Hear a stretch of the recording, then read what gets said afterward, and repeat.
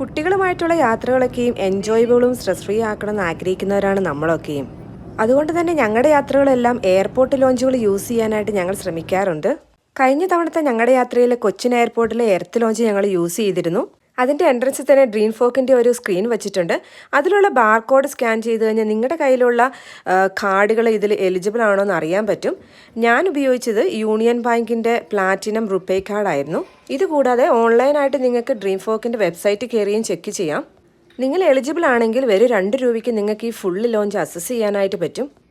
ഇവിടെ കംഫർട്ടബിളായി സീറ്റിങ്ങും ചാർജിങ് സ്റ്റേഷൻസും കൂടാതെ ഓരോ ടൈമിങ്ങിനനുസരിച്ച് കോംപ്ലിമെൻ്ററി ഫുഡും ഡ്രിങ്ക്സും ഉണ്ട്. ഇതിനകത്ത് light snacks, sandwich, hot dishes, alcohol ബിവറേജസും ഉണ്ട്. അതുകൂടാതെ ഒരു ലൈവ് ഫുഡ് കോർട്ടും ഫീഡിംഗ് ആൻഡ് ടോയ്ലറ്ററി ഫെസിലിറ്റീസും ഇവർ പ്രൊവൈഡ് ചെയ്യുന്നുണ്ട്.